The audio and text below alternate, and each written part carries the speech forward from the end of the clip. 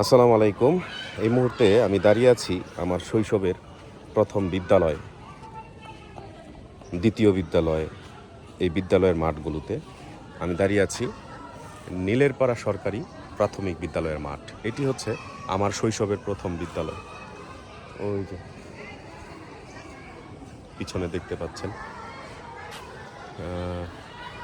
এই যে এই ভবনটা দেখতে পাচ্ছেন, এইটাও আমার। এইখানে একটা মাটির ভবন ছিল, এখন এইখানে ইটের দালান তৈরি হয়েছে।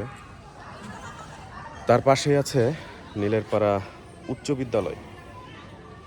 নীলেরপাড়া উচ্চ বিদ্যালয়ের এই দুটি তাল গাছ দেখতে পাচ্ছেন, এই দুইটা তাল গাছ হচ্ছে ইতিহাসের সাক্ষী। এই পাশে বিশাল আকার মাঠ।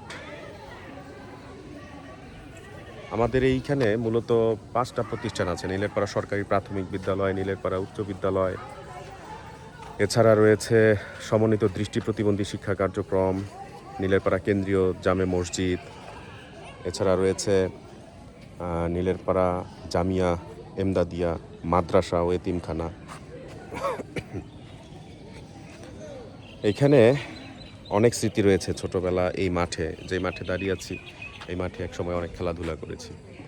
আজকে এখানে দেখা যাচ্ছে যে ধান এর কাজ করা হচ্ছে আর আমি আজকে এসেছি শনিবার, অফিস বন্ধ।